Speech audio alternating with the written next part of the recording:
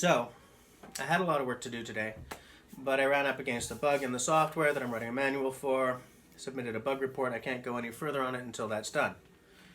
And it's really raining out. It's chucking it down with rain, as Paul, 51 Foxy, would say. So I can't work in the yard. So let's try this. I've looked up how to make a wedge. What I'm going to do is, well, first get the remains of the old wedge out of this. Gonna take a measurement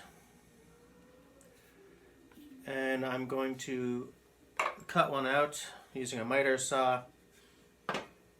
I'm sort of going on, I read online that it should be somewhere between 1/4 inch and like 5/16 of an inch down to 0. I'm wondering if the reason I've been having so much trouble with, I think thickness is what the problem has been here, right? Do you see the, no, there's better light. You see how thickness seems to be my problem with the oak wedges. So I'm gonna go down, I'm gonna start thinner and end as close to 0 as I can. This is not the knife I want to be using on bog oak.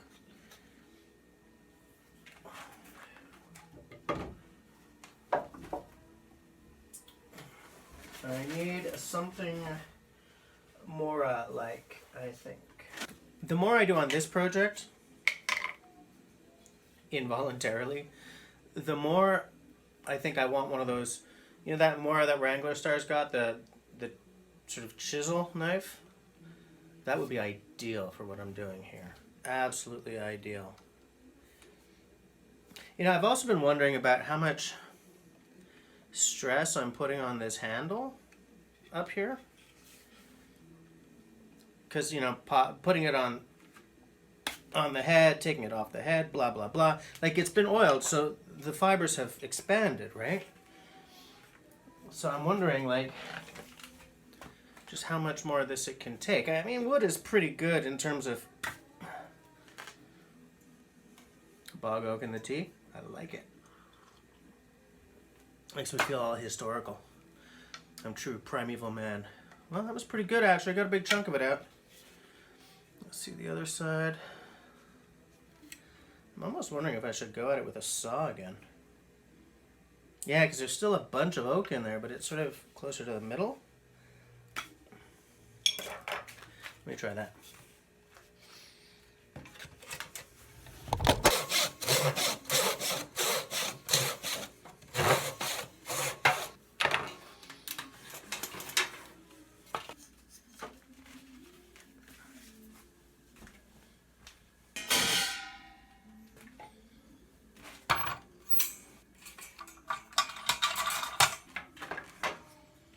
So, 5/16.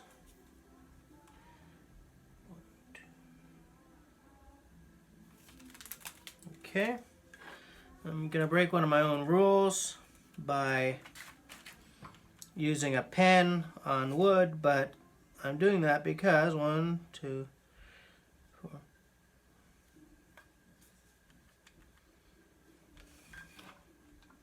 I'm doing that because I don't think pencil's going to show up well enough against this walnut. So let's see, 5/16. 1, 5 is right there. The width, no, the depth I'm kind of aiming for looks to be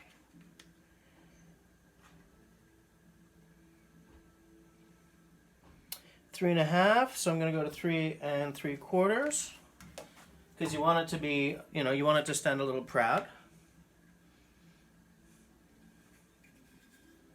Now here's a question that I hadn't thought of. When I've cut this wedge, I meant to do that. When I've cut this wedge, the top is going to be on an angle. So now I'm not sure if I should be angling the top as well, right? Because technically speaking, like, I'll show you what I'm saying.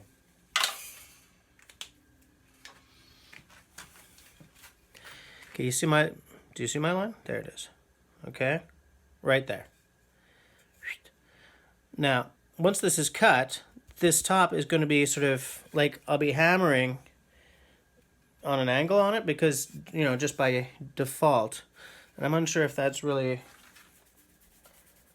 maybe I'm overthinking this. Look, I'll just cut this and we'll see what we got, okay? Now, I'm going for the 5/16 instead of the 1/4 inch because I do feel that these thicker wedges,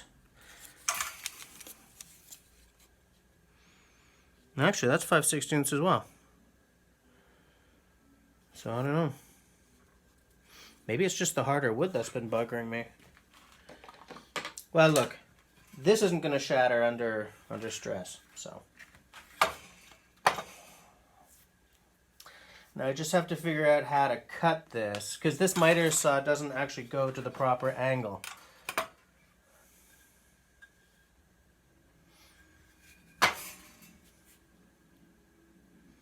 You know what I may do? To hell with the miter, because it's not going to go to the proper angle.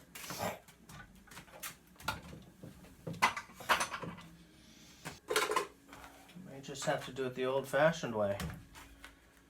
Oh, that's going to be awkward. But it's okay. It's all good, homie. It's all good, folks.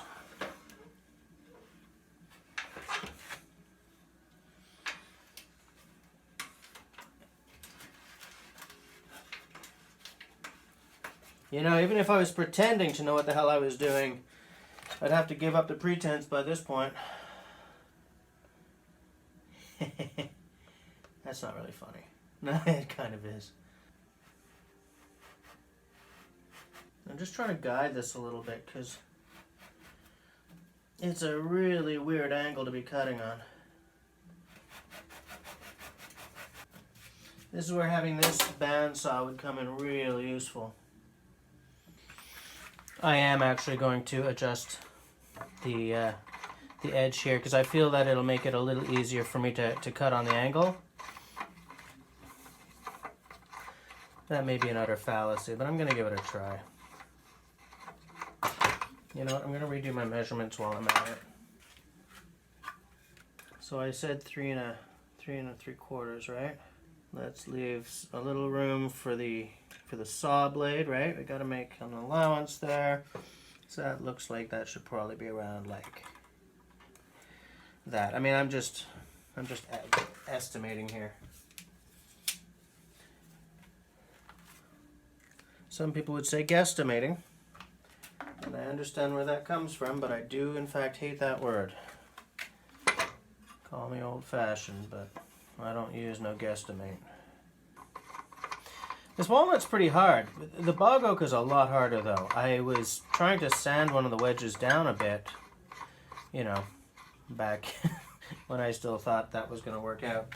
And I blew the belt on my sander, my 4 by whatever, you know, those very simple bench sanders.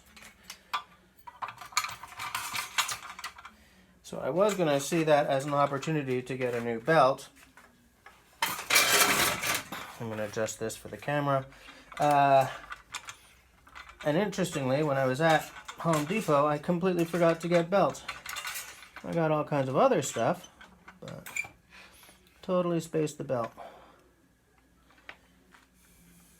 See the light? You know, that looks about right. I mean, you know that part where I said we're not building a piano? I think that's a pretty legit statement. Because if I was, my butt would be fired. Tighten that up real good.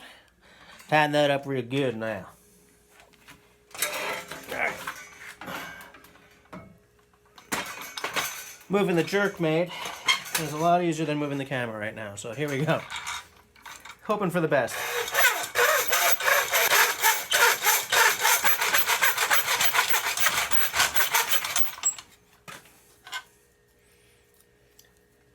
Okay, so it's a tiny wedge.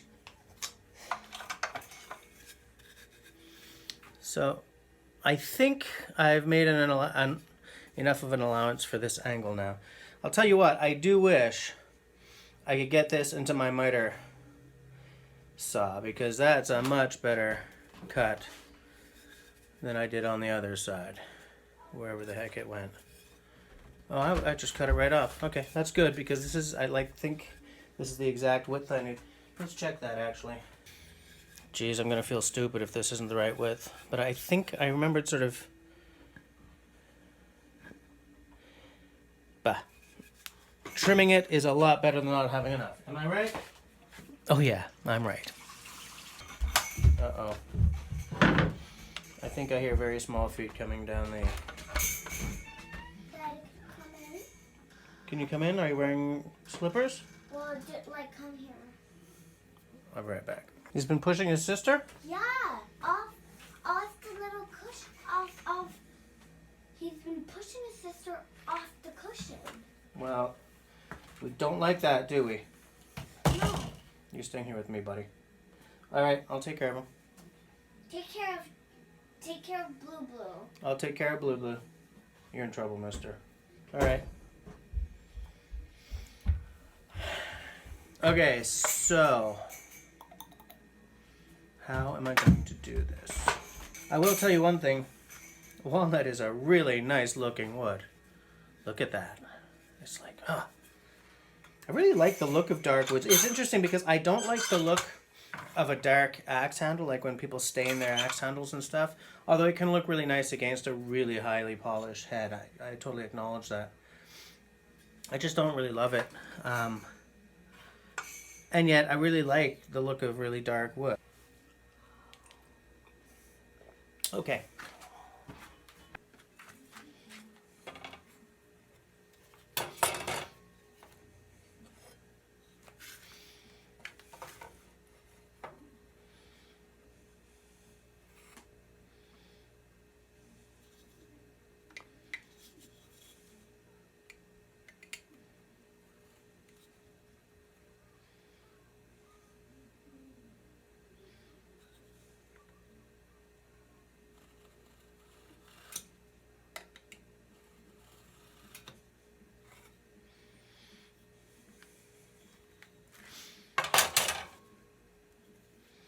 I'm going to try this knife wall idea.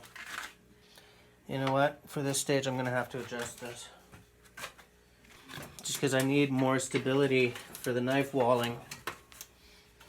I'm going to turn this to get a little light on the situation here.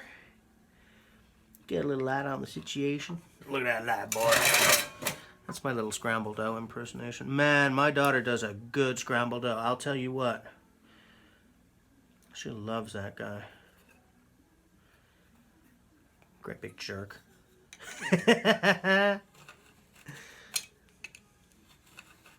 Alright. Man, this must look so boring to you guys. Maybe I'll cut most of this out.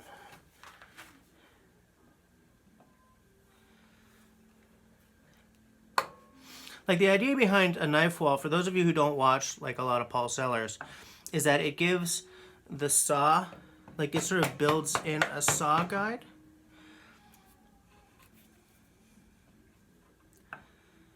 Because when I'm cutting on this kind of angle, I'm not a good enough woodworker to just be able to, like, do any of you guys watch Tom Fidgen? Those of you who don't, he has this whole outfit called the Unplugged Workshop. You know, his whole deal is no power tools, you know. And he's got control over a saw like very few people I personally know. And it's funny, like, watching guys like him and Paul Sellers and all that, it shows me just how big a difference there is between woodworking, like more of a cabinet making style woodworking, and what I did as a youngin', right? When, like, my first summer job was in carpentry, and I did that for like 5 years out in BC. And it's all like good enough in carpentry, right? Because you don't need wood that's as dimensioned as this for framing with. You don't need, like, if you're sticking two panels together in carpentry and they don't quite, they don't quite meet perfectly, you take a skill saw, draw it up right up between them, and then they're perfect, right? But that's not the kind of perfection that you're looking for when you're doing, say, cabinet making, right? The degree that you're looking for, the degree of, absolute perfection that you need when you're doing cabinet making is so much higher. And that's where things like a knife wall come into play,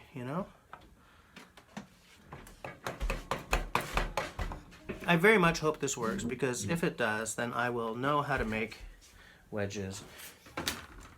And I will feel really, really cool. Gonna take it to the Stanley.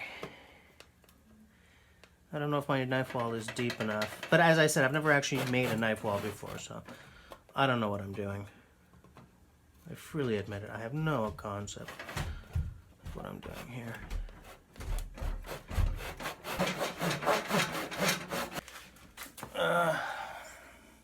I'm gonna mark myself a line to follow down the side here as well.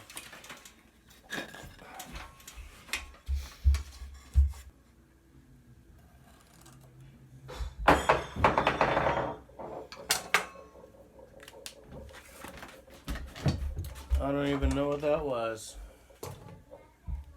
Okay, to start, I'm gonna keep this, like, I know that as I'm sawing, I'm not giving myself enough room, but it's just to sort of get through the first half. And once the saw is like solidly in its like path, I guess, I don't know, I'm sort of translating on the fly here, then I'll move it out and finish it off. The nice thing about making wedges is I don't have to put that leather on or anything, because I don't care how marked up the edges get.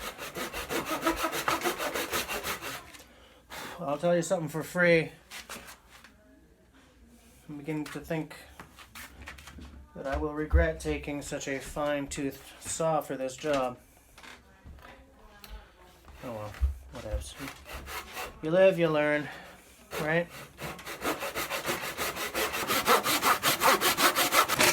Whoops.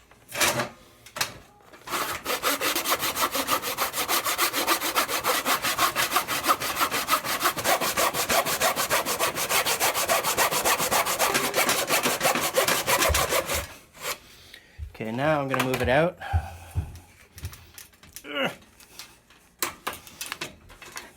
Wow, look at that sawdust.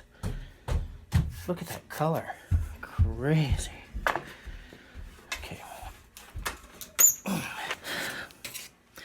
I'm not getting this straight, but I'm not skilled enough with this saw to be surprised about that right now. Unfortunately. Oh, I don't want to just pull this off because I'm already losing length, so I don't want to lose too much by just yanking it and breaking the fibers.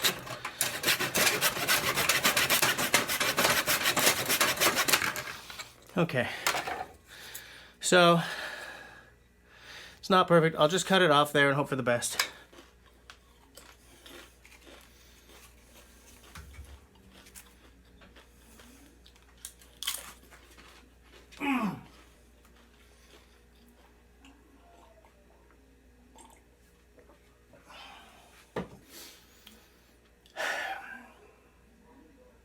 That's imperfect as hell, but if I cut it flat, I don't even know if I have to. Like, I don't know if down at the end of this thing, if being really flat is that big a deal. You know? I don't... The frustrating thing about being this far out of my depth is that I'm this far out of my depth. you know. I can mitigate things by, like you guys have seen that I have to trim a little bit off. I'll trim off on the short side. Right there, in fact. So hold on while I drop a mark in there. I'm very much hoping that the hardness of walnut is not going to give me the exact same problem as I had with the bog oak. But I'm pretty sure it won't, because the bog oak is hard, man. Like, brittle as hell kind of hard. This didn't feel quite as impossible to deal with in terms of cutting and stuff. So I'm thinking that I'm going to be okay. Listen, you know, this isn't rocket science. There are people out there with bog oak wedges. There are people out there with walnut wedges. So I feel just a little goofy that I couldn't get the bog oak to work. I think it's just because maybe as I do this more and more and more often, I'll get the feeling more and more like maybe I should really have been tapping way lighter on the bog oak and just taking my time, going soft and slow. You know? Maybe that's what I needed to do. I still have 2 of those wedges left. So at some point I will make use of them. It's frustrating, man. You know what I'm saying? I way prefer the pole saw to the push saw. Oh. Hello, no-brainer. The pole saw is unbeatable in terms of control. And they tend to cut like lasers. This one has been roundly abused. So I'm not surprised that it doesn't cut as well as it used to. But when I first got it, man, holy cow. That was like a lightsaber through wood. Jedi lightsaber, of course. Got no time for no Sith Lords around here. And then what? Maybe I'll just zap like that, right? Like, see where it's all... I'll just go straight across. Hope for the best. Hope I'm not about to ruin all my work here. Ha ha ha ha. Not really funny.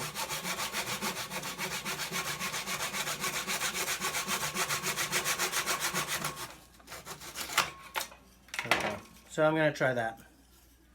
What do you think? What do you guys think? Pretty nice? Pretty good? Jesse's a freaking genius? I think Jesse's a freaking genius. Okay, let's take a look here.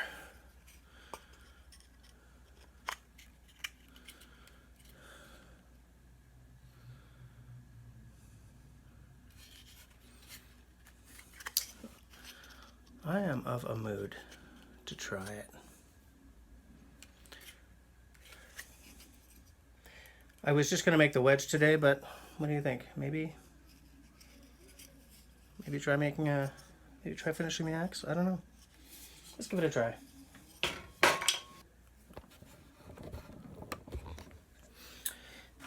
Okay, what I did not show is me putting this head on this helve again. Because I think you guys have seen enough of that. Let's take a look at what we got here. It's going to be good. Alright, I'm going to oil it and stick it in.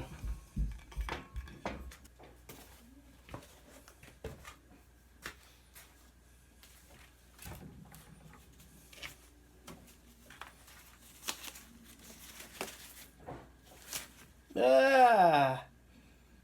Oh no, my glove was inside out. Oh well. Ah, bugger it. You know, you try to be careful.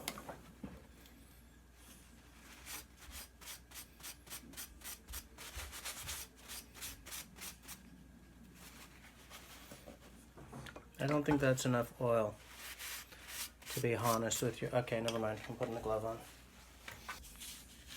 I know there's some worry about boiled linseed oil and about how some of them have like additives and everything. I've tried to find one that doesn't have all kinds of weird chemicals, you know, for obvious reasons. Let's see.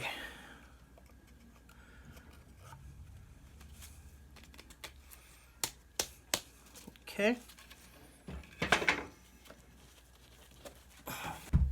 Now there's one question some of you might have had about this last time I was doing it. I'm not tightening this enough to mark the helve. I've just closed it enough so that the axe itself, like the metal, is resting on the sorry. So that the axe itself is resting on the jerkmate. Let's see.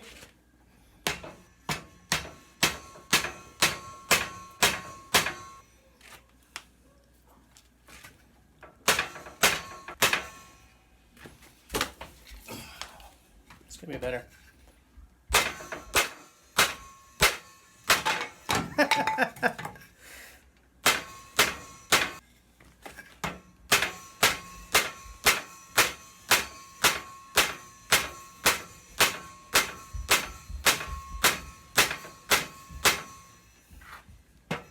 Well, it's still going in very, very slightly, but it's still moving, so. Oh yeah, it's still going in. I like it. What I'm doing is, yeah, it's peeling off, is I'm marking right at the juncture where the top of the helve meets, well, ends. And I'm bringing the mark around the edge here so that I can see on the edge whether or not it's still going down. Once it stops moving, then I'll stop, because I don't want to blow this wedge as well, right?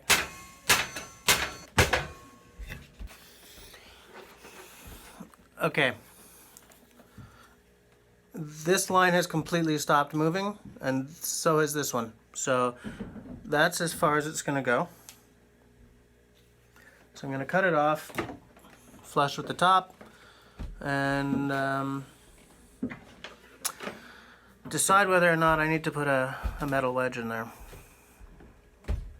I may leave that up to you guys. Let's finish this.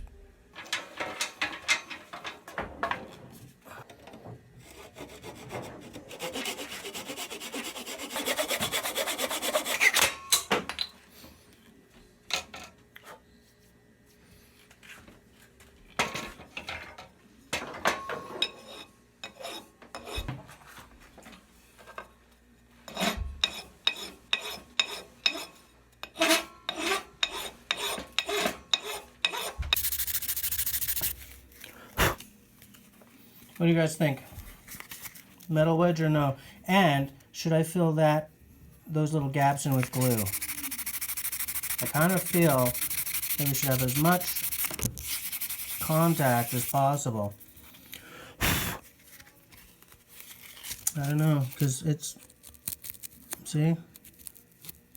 It's a pretty deep gap. And what I'm worried about, because, I'm a born warrior, is, like, if you look at how much of this is left that didn't go in, I kind of feel that I need to increase the strength somehow. But I don't know if a metal wedge is going to do that. I don't like putting in a metal wedge, but I think I may do like a wood and glue mixture and throw it in there, but I'm not sure. I ain't going to touch it till I've heard from you guys. What do you think? Back to the BLO. Not put the glove on inside out this time.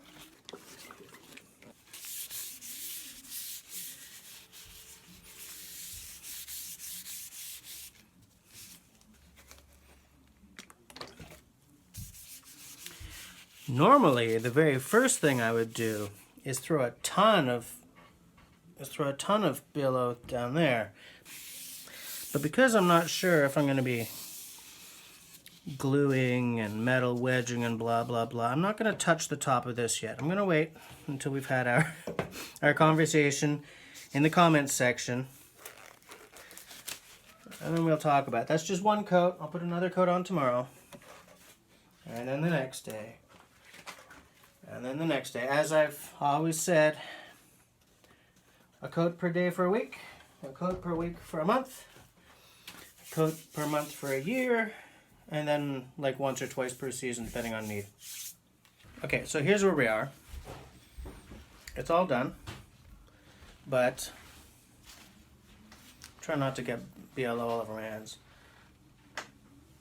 do I fill in that gap, those two gaps, with a sawdust and glue combo in the name of maybe strengthening it up, increasing the amount of like contact, space contact? Do I put a metal wedge in? I don't know. As I said, this wooden wedge is probably only going down like 2 inches or something, so I don't know. I'm not going to touch it till I've heard from you guys down in the comments. Also, in my last video, subscriber Anthony Henry asked me what those yellow-handled chisels were behind me. Here you go. They're really old Mastercraft. So I guess Mastercraft is like the Canadian Tire Special. They're very old. Like, they're not perfectly symmetrical or anything, you know, they're really affordable, but because they're so old, they're really thick. You know, they're really good chisels, and you know, yeah, it's a plastic handle, but like, it's got a metal cap on it, because these were, I guess, carpenters, or whichever, is it carpenters that are the shorter? Maybe not, but they're meant to be like wailed on, you know? Anyways, they're very good. They take they take an edge really well, and they don't get dull too fast. So I don't know where they were made, because there's no made in anywhere on them. This is a 1-inch, but I'm very, very fond of them, and they get a lot of use. Like, you see what I'm saying? Like, the grind isn't symmetrical, you know? These at no point were like, you know, the sweethearts or anything like that.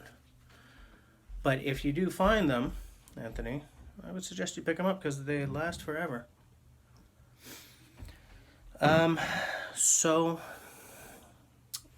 I guess that's all she wrote for this week. If there is a next video, you know what? I will do a next video as a follow-up to this one. If you guys think I should be throwing a wedge in there, I'll do that and just talk about the project.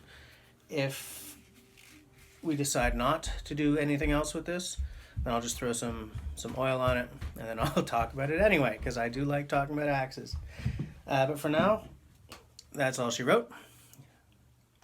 You know what's coming, right? If you like what I'm doing, then please comment down below, share, subscribe, hit the bell, give me a smiley thumb. If you don't like what I'm doing, give me a frowny thumb. See you guys.